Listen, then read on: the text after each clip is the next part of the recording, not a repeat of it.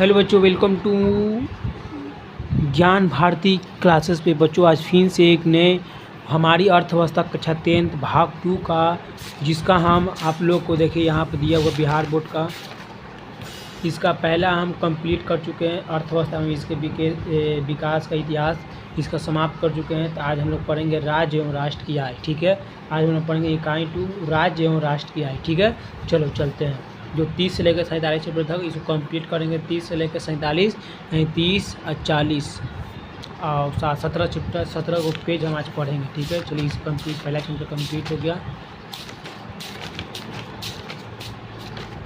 दूसरा चैप्टर कहाँ गया?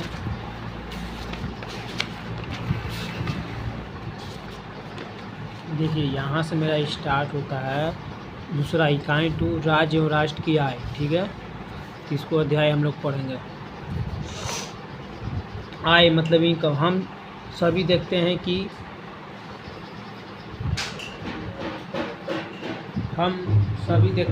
समाज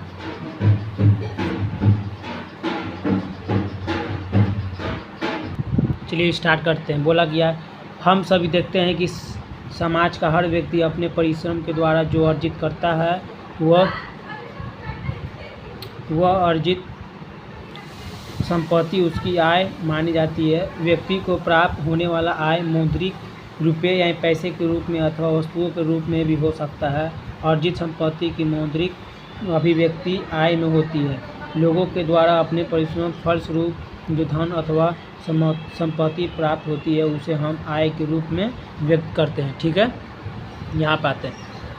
किसी भी अर्थव्यवस्था के लिए उसके नागरिकों को व्यक्तिगत अथवा सामाजिक आय की संपदा अथवा विभिन्न का प्रतीक है। आय वह मापदंड है जिसके द्वारा देश की आर्थिक विकास की स्थिति का आकलन किया जाता है। देश अथवा राज्य को आय के आधार पर ही उसे विकसित अथवा विकासशील श्रेणी में रखा जाता है। भारत के राज्यों में गोवा, दिल्ली और हरियाणा आय के आधार पर ही समृद्ध माना जाता है। वही दूसरी और आय के आधार पर जहां बिहार, उड़ीसा और मध्य प्रदेश विकास की निचली श्रेणी में राज्य माना जाता है, इसी प्रकार विश्व के देशों में संयुक्त राज्य अमेरिका और जापान जैसे देशों की समृद्ध मानना और भारत को विकास के निचले पाए पर आय के आधार पर ही रखा जाता है। यह एक अलग बात है कि विगत वर्षों में विकास के दर के कारण भारत तेजी से समृद्ध देशों की श्रेणी की ओर बढ़ता जा रहा है। आय जब कोई व्यक्ति किसी प्रकार का शारीरिक अथवा मानसिक कार्य करता है और उस कार्य को बदले में जो पारिश्रमिक मिलता है उसे उस व्यक्ति की आय कहते हैं। ठीक है, जो व्यक्ति किसी प्रकार का शारीरिक अथवा मानसिक कार्य करता है और उस कार्यों के बदले में जो पारिश्रमिक मिलता है उसे उस व्यक्ति की आय कहते हैं। ठीक है, अब यहाँ आते हैं हम लोग। जिस प्रकार वस्तु और सेवाएं के उत्पादन के क्षेत्र में हम देखते हैं कि भूमि का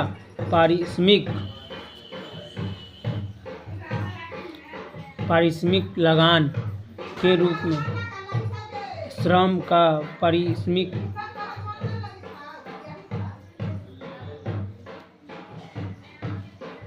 मजदूरी के रूप में, पूंजी का पारिश्रमिक ब्याज के रूप में, व्यवस्थापक का पारिश्रमिक से वेतन के रूप में एवं उद्यमी का पारिश्रमिक लाभ या हानि रूप में ही उसके आय को प्रकट करता है।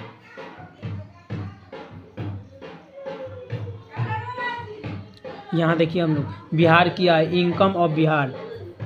बिहार अत्यंत गरीब और बिछड़ा हुआ राज्य है जहाँ गरीबी की व्यापक प्रवृत्ति निरंतर मौजूद रही है। देश में निरंतर अनुपात के आंकड़े योजना आयोग ने मार्च 2009 में जारी किए हैं। इन आंकड़ों के अनुसार बिहार के पूरे देश में उड़ीसा राज्य के बाद सर्वाधिक गरीबी राज्य है। यहाँ की 41.4% आबादी गरीबी रेखा के नीचे गुजर बसर करती है। बिहार राज्य की प्रति व्यक्ति आय पूरे देश भर में न्यूनतम है, जिसके चलते बचत निम्न स्तर पर ही कम बचत के कारण पूंजी निर्माण दर कम होता है। कम पूंजी निर्माण दर के कारण विनियोग भी कम होता है, जिसके परिणामस्वरूप बिहार में प्रति व्यक्ति आय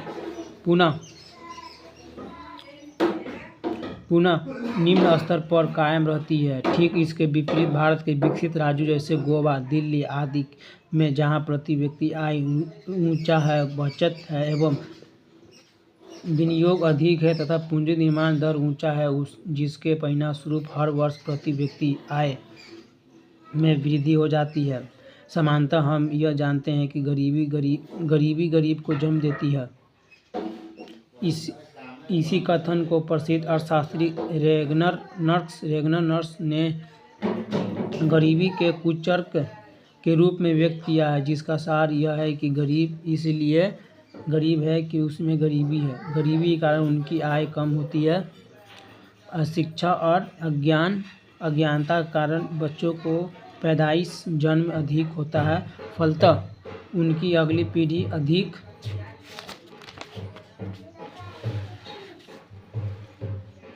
उनकी गरीबी हो जाती है।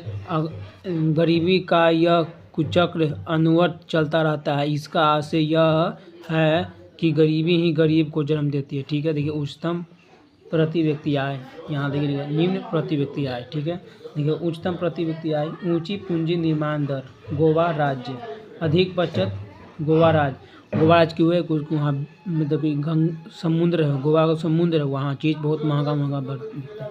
अधिक विनियोग, यहाँ देखिए निम्न प्रति व्यक्ति आय, निम्न पूंजी निर्माण दर, बिहार राज्य, सबसे गरीब देश बिहार है। निम्न बचत, निम्न विनियोग,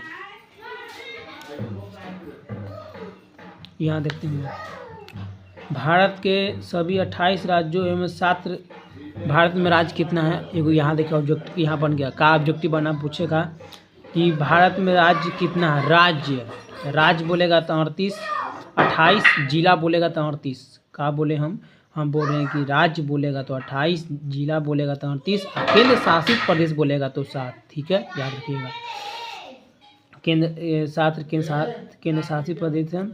प्रति व्यक्ति आय चंडीगढ़ का है तथा इस मामले में उसका शीर्ष स्थान विगत 5 वर्ष में बना हुआ है। देश की आय के मानक के निर्धारित करने वाली संस्था, जिसे डायरेक्टरेट ऑफ इकोनॉमिक्स एवं स्टैटिस्टिक्स कहते हैं, उसके द्वारा 16 सितंबर 2008 की जारी किए गए इन आंकड़ों के अनुसार सन 2006-7 में चंडीगढ़ में प्रति व्यक्ति आय 70,361 रुपये रही है।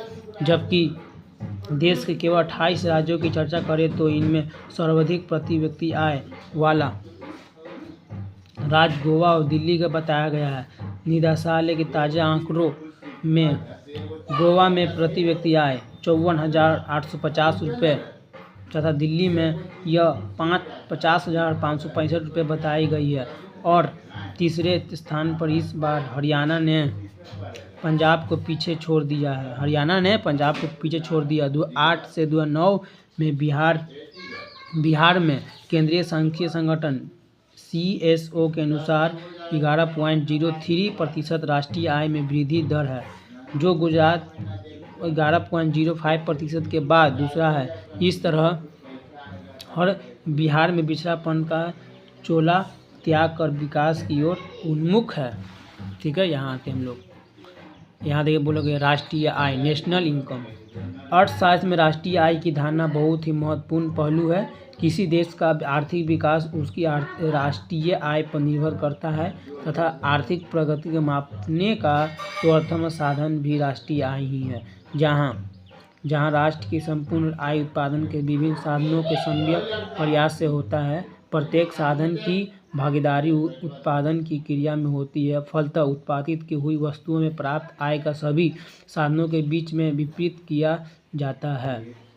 अर्थशास्त्र में वितरण डिस्ट्रीब्यूशन की धारणा राष्ट्रीय आय के आकलन में एक महत्वपूर्ण स्थान रखती है, जिसे हम उत्पादन के विभिन्न साधनों के भागीदारी में हिस्सा लेने को कहते हैं।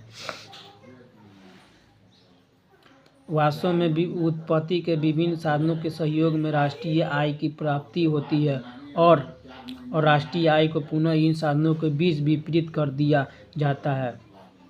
अब हम राष्ट्रीय आय का विस्तार पूर्वक अध्ययन करेंगे। यहाँ पर देखिए आप लोग,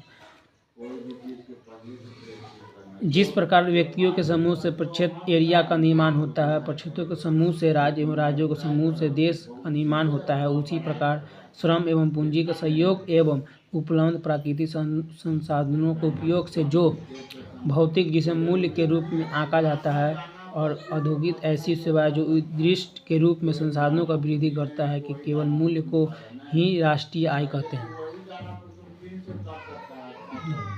बच्चों, आपने देखा होगा कि प्राय गांवों और शहरों में खेत और खल कारखानों के द्वारा भौतिक वस्तुओं का उत्पादन किया जाता है और उसी तरह शिक्षक, डॉक्टर, इंजीनियर, कर्मचारी, पदाधिकारी एवं समाज के अन्य वर्गों के लोग अपनी सेवाओं से राष्ट्र को सुसंपन्न करते हैं। इसी तरह खेत खलिहानों से उत्पन्न तथा ज्ञान एवं दक्षता से किए गए उत्पादन को राष्ट्रीय, देखिए यहाँ पे, आय कहेंगे। जब इन सभी भौतिक और अभौतिक सेवाओं से प्राप्त आय का कुल रूप से आकलन किया जाता है तब उसे कुल उत्पादन कहते हैं और उत्पादन के क्रम में किए गए खर्चों को घटा देने के बाद जो बचता है उसे शुद्ध राष्ट्रीय आय, नेशनल इनकम कहते हैं। अर्थशास्त्र में कुल उत्पादन और शुद्ध उत्पादन दोनों ही अवधारणा का अपना ही महत्व है। इसी क्रम में राष्ट्रीय आय को स्पष्ट करने के लिए कुछ प्रसिद्ध अर्थशास्त्रियों की परिभाषा को हम निम्नलिखित रूप में प्रस्तुत करेंगे। प्रो अल्फ्रेड मार्शल के अनुसार किसी देश की श्रम एवं पूंजी का उसके प्राकृतिक साधनों पर प्रयोग करने की प्रति वर्ष भौतिक तथा अभौतिक वस्तुओं पर विभिन्न प्रकार की सेवाओं का जो शुद्ध समूह उत्पन्न होता है उसे राष्ट्रीय आय कहते हैं। The labour and capital of a country acting of its natural resources products annually and causal net existence of commodities material and imperial include service of all kings of create national income. ठीक है, यहाँ से जहाँ pro martial की परिभाषा से हमें यह स्पष्ट होता है कि राष्ट्रीय आय के अंतर्गत हम उन सभी वस्तुओं और सेवाओं को लेते हैं जिनका उत्पादन प्राय एक साल के अंतर्गत श्रम एवं पूंजी प्राकृतिक साधनों के सहयोग से करते हैं। प्रो पिगू ने राष्ट्रीय आय को निम्नलिखित प्रकार से परिभाषित किया है।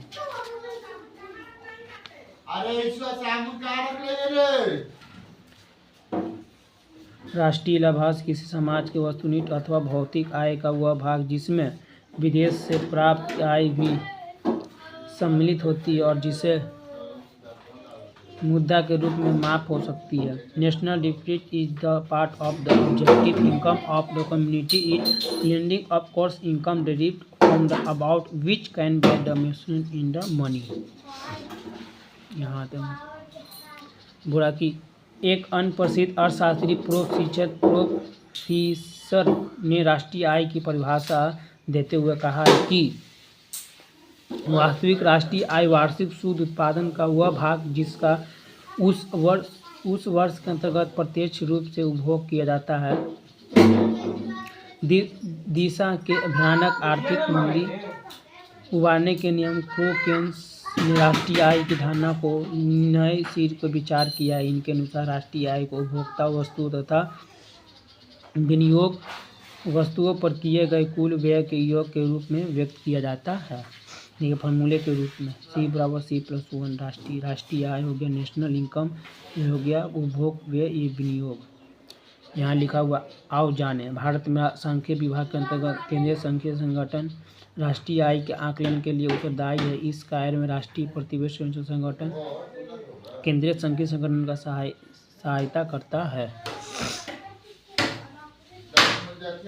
अब हमें राष्ट्रीय आय की धारणा को स्पष्ट करना चाहिए जिससे यह पता चले कि राष्ट्रीय आय के अंतर्गत किन किन प्रकारों की आयों की व्याख्या करते हैं। राष्ट्रीय आय की धारणा को हम निम्नलिखित आयामों के द्वारा स्पष्ट करते हैं।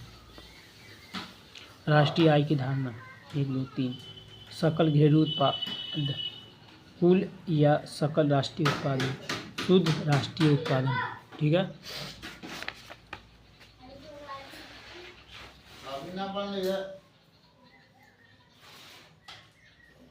हमारी अर्थव्यवस्था। यहाँ देखिए सकल घरेलू उत्पादन ग्रोस डोमेस्टिक प्रोडक्ट, किसी देश में किसी दिए हुए वर्ष में उस वस्तुओं और सेवाओं की जो कुल मात्रा उत्पादित की जाती है उसे सकल घरेलू उत्पादक कहा जाता है। यहाँ तो सकल घरेलू उत्पादक एक देश की सीमा के अंतर्गत किसी भी दी गई समयावधि प्राय 1 वर्ष लेखा वर्ष में उत्पादित समस्त अंतिम वस्तुओं तथा सेवाओं को कुल बाजार या मौद्रिक मूल्य उस देश की सकल घरेलू उत्पादन कहा जाता है। ठीक है,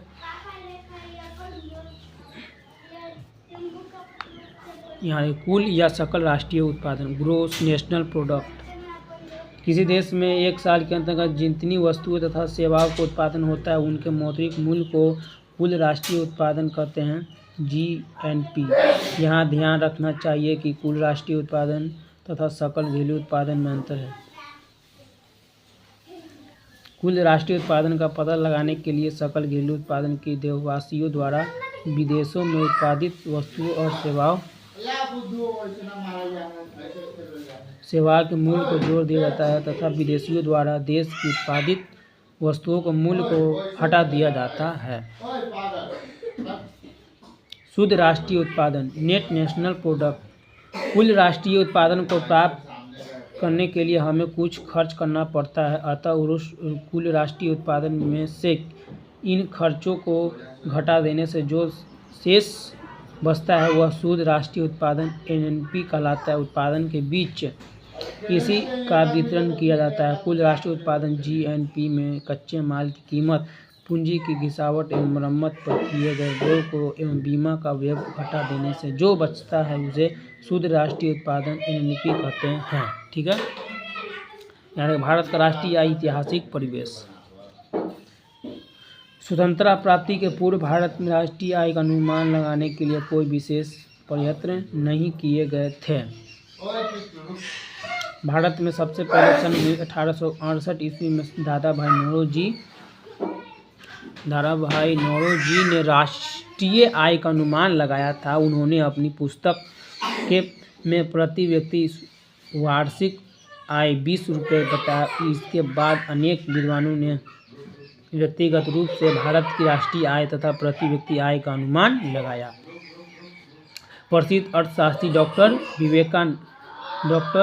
BKRV राव दादा भाई नौरोजी के द्वारा 1925 से 1929 के बीच भारत का राष्ट्रीय आय का आंकड़ा सर्वाधिक प्रचलित था। ठीक है, स्वतंत्रता प्राप्ति के बाद भारत सरकार ने अगस्त 1949 में प्रो-PC के महालनोबिस के अध्यक्ष में एक राष्ट्रीय आय समिति का गठन किया था, जिसका उद्देश्य भारत की राष्ट्रीय आय के संबंध में अनुमान लगाना था। इस समिति ने अप्रैल 1951 में अपनी प्रथम रिपोर्ट प्रस्तुत की थी। इसमें सन 1948 से 1949 के लिए देश की कुल राष्ट्रीय आय 8,650 करोड़ रुपये बताई गई तथा प्रति व्यक्ति आय 246.9 रुपये बताई गई।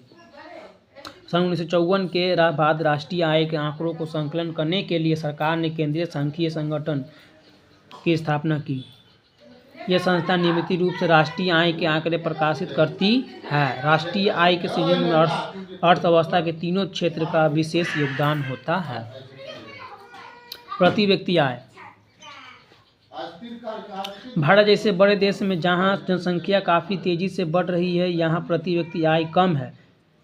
अशिक्षा का स्तर ज़्यादा एवं भाषा, जीवन शैली और संस्कृति के बहुतायत है। इस बात का एहसास निरंतर बढ़ता जा रहा है कि विभिन्न आर्थिक सामाजिक उद्देश्यों की पूर्ति के लिए हम अपनी प्रति व्यक्ति आय राष्ट्रीय आय में देश की कुल जनसंख्या से भाग देने पर जो भागफल आता है उसे प्रति व्यक्ति आय कहते हैं। काजी बोल रहा है राष्ट्रीय आय में देश की कुल जनसंख्या से भाग देने पर देश की कुल जनसंख्या कितना है, 140 करोड़ पार हो चुका। अभी फिलहाल वर्तमान में 21 जुलाई 2025 अभी 140 करोड़ पार होने वाला है। अभी तो 140 करोड़ है। राष्ट्रीय आय में देश की कुल जनसंख्या से भाग देने पर जो भागफल आता है उसे प्रति व्यक्ति आय कहते हैं। इसका आकलन निम्न प्रकार की है। प्रति व्यक्ति आय, राष्ट्रीय आय, देश की कुल जनसंख्या। देखिए राष्ट्रीय आय मतलब आय यहाँ लिख दीजिएगा, देश की 140 करोड़ करके भाग कर दीजिएगा, जितना आएगा जो मेरा जितना आएगा, मतलब राष्ट्रीय आय मतलब यहाँ होगा, देखिए प्रति व्यक्ति आय कितना, प्रति व्यक्ति मतलब पैसा कितना यहाँ होगा, यहाँ राष्ट्रीय आय होगा, यहाँ देश की कुल जनसंख्या भाग दे दीजिएगा और भाग देकर जितना आएगा उतना निकल जाएगा प्रति व्यक्ति आय। सबसे पिछड़ा है, विकासशील है बिहार, भारत विकासशील है भारत। विकसित कौन है? अमेरिका, जापान, रूस, इंग्लैंड, फ्रांस, जितना देश है ये सब, ब्राज़ील, सब विकसित है। रूस और जो विकासशील है जो भारत है, विकासशील है, धीरे धीरे विकसित कर रहा है लेकिन अभी विकासशील है। भारत पिछड़ा वर्ग है, बिहार सबसे गरीब है देश, भाड़े का मजदूर, सोने का चिड़िया कहाने वाला 200 वर्ष अंग्रेजों ने शोषण किया, आम की गुठली जैसा चूस लिया भारत को आम के गुठली जैसा चूस लिया 200 वर्ष अंग्रेजों ने। इसको गांठ बांध के लिख लीजिएगा। आओ जाने, भारत की राष्ट्रीय आय काफ़ी कम है तथा प्रति व्यक्ति आय का स्तर भी बहुत नीचा है। विश्व विकास रिपोर्ट, वर्ल्ड डेवलपमेंट रिपोर्ट 2029 के अनुसार वर्ष 27 में भारत की 209 के अनुसार वर्ष 207 भारत की प्रति व्यक्ति आय $50 था, $950 था, जहां भारत की प्रति व्यक्ति आय अमेरिका के प्रति आय के लगभग 48। इसी प्रकार हम विश्व के कुछ देशों के प्रति व्यक्ति आय को निम्न प्रकार के स्पष्ट करते हैं। अमेरिका का प्रति व्यक्ति आय $46,040, इंग्लैंड का प्रति व्यक्ति आय $42,740, चीन का $2,360, बांग्लादेश $870। सबसे ज़्यादा अमेरिका का है।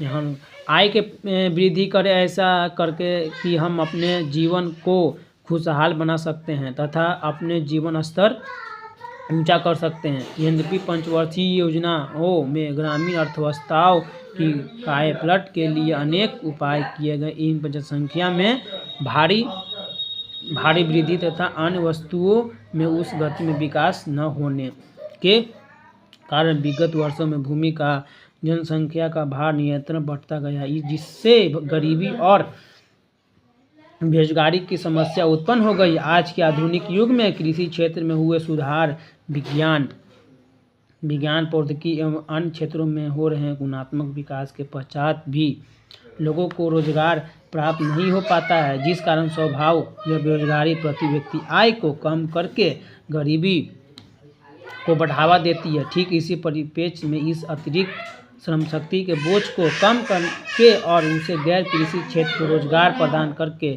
कृषि उद्योग बेरोजगारी उन्मूलन और राष्ट्रीय विकास में महत्वपूर्ण भूमिका अदा करते हैं। राष्ट्रीय आय की गणना,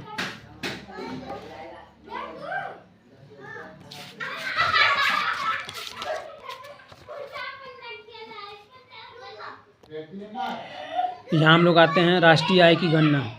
जैसे कि हम जानते हैं कि वस्तुओं तथा सेवाओं को उत्पादन विभिन्न साधनों को सामूहिक प्रयत्नों को ही परिणाम में उत्पादन प्रक्रिया के अंतर्गत उत्पादन के साधनों लगान, मजदूरी, ब्याज तथा लाभ के रूप में आय प्राप्त होती है। इस अर्जित की आय के स्वामी अपनी आवश्यकताओं की पूर्ति के लिए वस्तुओं तथा सेवाओं की मांग करते हैं। मांग की यह प्रवृत्ति उत्पादन वृद्धि को प्रोत्साहित करती है और आर्थिक क्रिया को चक्रीय रूप में हो जाता है।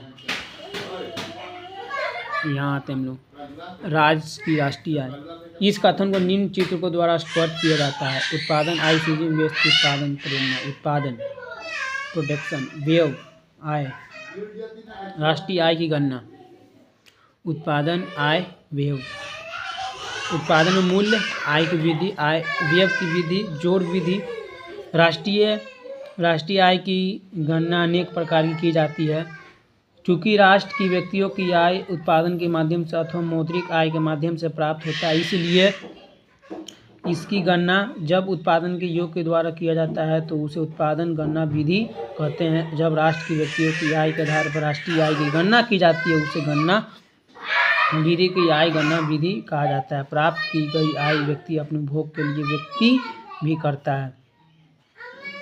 इसलिए राष्ट्रीय आय की गणना लोगों के व्यय को माप से किया जाता है। राष्ट्रीय आय की मापने के इस प्रक्रिया को व्यय गणना विधि कहते हैं। हम देखते हैं कि उत्पादित की हुई वस्तुओं मूल्य विभिन्न परिस्थितियों में व्यक्तियों के द्वारा किए गए प्रयासों बढ़ जाता है। ऐसी स्थिति में राष्ट्रीय आय की गणना को मूल्य विधि कहते हैं।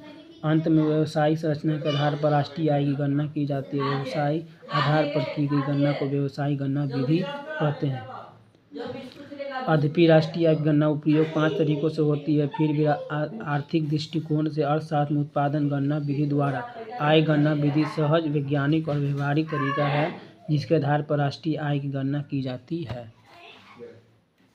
राष्ट्रीय आय गणना में कठिनाइयाँ। किसी भी राष्ट्र की आर्थिक स्थिति को जानने के लिए उस देश की राष्ट्रीय आय को जानना आवश्यक होता है। राष्ट्रीय आय देश के आर्थिक विकास का सहज मापदंड है जो उस देश की प्रति व्यक्ति आय के योग से निकाला जाता है। राष्ट्रीय आय के आधार पर ही विश्व के विभिन्न देशों को हम विकसित, विकासशील और अर्धविकसित राष्ट्रों के श्रेणी में मूल्यांकन करते हैं। यद्यपि राष्ट्रीय आय राष्ट्र की आर्थिक स्थिति को आंकने की सर्वमान्य माप है, फिर भी हम व्यवहारिक रूप से राष्ट्रीय आय की गणना करने में अनेक कठिनाइयों को सामना करना पड़ता है, जिसे संक्षिप्त में हम निम्न प्रकार की व्यक्त करते हैं। आंकड़ों को एकत्र करने की कठिनाई है। पूरे देश के लोगों की आय को हम उत्पादन के रूप में उसकी आय के रूप में आंकते हैं और इस आंकड़ों को एकत्र करने की अनेक कठिनाइयाँ आती है। यदि सही आंकड़े उपलब्ध नहीं हो तो राष्ट्र की विकास की सही स्थिति नहीं प्राप्त होती है। दोहरी गणना की संभावना। पूरे राष्ट्र के लोगों की उत्पादन अथवा आय के आंकड़ों को एकत्र करना सहज नहीं होता। भौगोलिक और मानवीय संसाधन की संरचना ऐसी होती है कि कभी कभी एक और या उत्पादन को 2 स्थान पर अंकित कर दिया जाता है कि जिस कारण वास्तविक आय से अधिक आय दिखने लगती है। मूल्य के मापने की कठिनाई। बाजार की स्थिति में प्राय हम यह देखते हैं कि एक ही वस्तु के कोई व्यापारिक स्थितियों के गुजरने के कारण उस वस्तु के मूल्य में विभिन्नता आती है। वस्तु की कीमत की यह विभिन्न इसलिए होती है कि विक्रेताओं के एक वर्ग से दूसरे वर्ग तक जाने में उसका यातायात का खर्च, विक्रय अवस्था, विज्ञापन का खर्च और विक्रेताओं के मुनाफे की राशि उसमें जुट जाती है। ठीक है। उदाहरण, चीन के उत्पादन मूल्य कारखानों में कम होता है। जब वह थोक विक्रेताओं के पास जाता है तो उसके मूल्य के बढ़ोतरी होती है और अंत में खुदरा विक्रेताओं के पास जाते जाते उसकी कीमत पूर्व की अपेक्षा काफ़ी अधिक हो जाती है। ऐसी स्थिति में अक्सर विक्रय के 2 बिंदुओं पर अलग अलग रूप में आंकड़ों जोड़ने से राष्ट्रीय आय की भ्रामक स्थिति पैदा होने की संभावना रहती है। राष्ट्रीय आय गणना करते समय उपयुक्त बातों पर ध्यान की आंकड़ा स्पष्ट, व्यवहारिक और विश्वसनीय प्राप्त होते हैं। जैसा कि हम जानते हैं कि राष्ट्रीय आय की आंकड़ों के संग्रह के क्रम में यह आवश्यक होता है कि पूरे राष्ट्र के लिए मापदंड का अपनाना जाए जिससे राष्ट्र की आर्थिक स्थिति की सही मूल्यांकन किया जा सके। बिहार में राष्ट्रीय एवं प्रति व्यक्ति आय की योगदान। किसी भी राष्ट्र की संपन्नता अथवा अक्षमता वहाँ के लोगों के प्रति व्यक्ति आय या संयुक्त रूप से सभी वस्तुओं की आय जिसे राष्ट्रीय आय कहते हैं एक माध्यम से जाना जाता है। राष्ट्र के विकास के लिए जो प्रयास किए जाते हैं वह उस राष्ट्र की सीमा क्षेत्र के अंदर रहने वाले लोगों की उत्पादकता अथवा उसकी आय बढ़ाने के माध्यम से की जाती है। वर्तमान युग में प्रत्येक देश की अपने अपने तरीके से विकास की योजना बनाती है जिसका लक्ष्य बस खत्म हो गया, बस एक पे जाओ। राष्ट्र के उपलब्ध साधनों की क्षमता को बढ़ाकर अधिक प्राप्त करना होता है। इसी तरह शिक्षा, विज्ञान और प्रौद्योगिकी के क्षेत्र में पूंजी विनियोग के द्वारा रोजगार एवं सृजन किया जाता है जिससे लोगों की आय में वृद्धि होती है। आर्थिक विकास करने के लिए मुख्य रूप से उत्पादन तथा आय में वृद्धि की जाती है। वस्तुओं के अधिक उत्पादन के व्यक्तियों की आय अधिकतम होने पर ही हम राष्ट्र को उच्चतम आर्थिक विकास की स्थिति पा सकते हैं। अतः हम यह कह सकते हैं कि राष्ट्रीय आय और प्रति व्यक्ति आय की राष्ट्र की आर्थिक विकास का सही मापदंड बिना उत्पादन की बढ़ाए लोगों की आय में वृद्धि नहीं हो सकती और न आर्थिक विकास हो सकता है। राष्ट्रीय आय एवं प्रति व्यक्ति आय में परिवर्तन होने की इसका प्रभाव लोगों को जीवन स्तर पर पड़ता है। राष्ट्रीय आय वास्तव में देश के अंदर पूरे वर्ष भर में उत्पादित शुद्ध उत्पादित को कहते हैं, लेकिन उत्पादन में वृद्धि तभी होगी जब उत्पादन में अधिक श्रमिक को लगाया जाए। इस प्रकार जैसे जैसे तो उत्पादन वृद्धि होगी वैसे वैसे बेरोजगार लोगों को अधिक रोजगार मिलेगा, श्रमिकों से वेतन बढ़ेगा, उनकी आय बढ़ेगी तथा उनका जीवन स्तर पूर्व की अपेक्षा बेहतर होगा। इस प्रकार प्रति व्यक्ति आय में वृद्धि होने के व्यक्तियों के विकास के संभव हो सकता है। यदि इस प्रकार राष्ट्रीय आय के सूचकांक में वृद्धि होती है तो इस लोगों की आर्थिक विकास में आवश्यक वृद्धि होगी। अब तक हमने पढ़ा कि राष्ट्रीय आय में केवल उन्हीं सेवाओं को शामिल किया जाता है जिन्हें मुद्रा के रूप में आंका जाता है अथवा जिनके लिए भुगतान किया जाता है। जिन सेवाओं के लिए भुगतान नहीं किया जाता है उनकी गणना राष्ट्रीय आय की नहीं की जाती है। उदाहरण, यदि कोई नर्स अपने बच्चों की सेवा करती है तो उसकी गणना राष्ट्रीय आय में नहीं होगी, लेकिन वह नर्स अस्पताल में काम करती है तो उसकी गणना राष्ट्रीय आय में की जाएगी। इस गणना के पश्चात विकास की क्रिया सामान्य तौर पर चलती रहेगी। यदि विकास की क्रिया के तहत राष्ट्रीय आय प्रति व्यक्ति आय में वृद्धि हो रही है तो गरीबों द्वारा प्राप्त आय में कमी नहीं होनी चाहिए, क्योंकि यदि बढ़ी हुई आय का सब हिस्सा अमीरों के पास चला जाएगा तो राष्ट्रीय आय में वृद्धि होते हुए भी संतुलित आर्थिक विकास नहीं होगा। इसी कारण इन दिनों सरकार के योजना आयोग के द्वारा समावेशी विकास पर बल दिया जा सकता है। जिस अनुपात में राष्ट्रीय आय में वृद्धि हो रही है उसी अनुपात में उससे अधिक अनुपात में यदि जनसंख्या में वृद्धि हो रही है तो समाज का आर्थिक विकास नहीं हो सकता। फिर भी इन परिस्थितियों का बावजूद यदि राष्ट्रीय आय में वृद्धि होती है तो लोगों की आर्थिक विकास में साधारण तौर पर वृद्धि देखी जा सकती है। यहाँ पे समय एवं आय में परिवर्तन के साथ गरीबों को रुचि एवं संभाव को प्रतीत होता है तथा अपनी बढ़ी हुई आय एवं सदुपयोग करते हैं। इस प्रकार उनके आर्थिक विकास में आवश्यक वृद्धि होती है। अतः हम एवं आगे निष्कर्ष में आते हैं कि चंद परिस्थितियों को छोड़कर यदि राष्ट्रीय आय के प्रति व्यक्ति आय में वृद्धि होती है तो समाज के आर्थिक विकास में वृद्धि होगी, तो राष्ट्रीय आय के प्रति व्यक्ति आय में कमी होने के समाज को आर्थिक विकास में भी कमी होगी। चलिए, यहाँ हो गया सारांश। लोग पढ़ें, कुछ पढ़ें। पूरे भारत में सबसे कम प्रति व्यक्ति आय राज्य बिहार है, इसको याद रखिएगा। सबसे प्रति व्यक्ति आय पैसा सबसे बिहार में कम है। सारांश हमारी वर्तमान में केंद्रीय संघीय संगठन के आंकलन जहाँ कुल घरेलू उत्पादन इतना है प्रति व्यक्ति होती इतना से इतना के बीच सकारात्मक इतना प्रतिशत हो गया, जो बिहार के विकास का अच्छा संकेत है। राष्ट्रीय आय किसी भी देश की आर्थिक विकास का सर्वाधिक विज्ञान और मान्य आंकड़ा है। प्रत्येक देश में ऐसी संस्था है जो देश की आय के परिमाणित आंकड़ों को प्रस्तुत करती है। प्रति व्यक्ति आय किसी अवधि के विशेष में राष्ट्रीय आय और राष्ट्रीय जनसंख्या का अनुपात। भारत में राष्ट्रीय आय गणना का सर्वमान्य प्रारंभिक संस्था केंद्रीय संघीय संगठन। भारत में राष्ट्रीय आय गणना के प्रारंभिक प्रयास में सर्वाधिक चर्चित उद्योगपति दादा भाई नौरोजी ने सन 19 में अपने आंकड़ों के अनुसार बतलाया कि भारत का प्रति व्यक्ति आय इतना 20 रुपये थी। समझ जाओ, 1968 में प्रति व्यक्ति आय 20 रुपया। राष्ट्रीय आय गणना का अनेक प्रयास किए गए, किंतु प्रसिद्ध अर्थशास्त्री डॉक्टर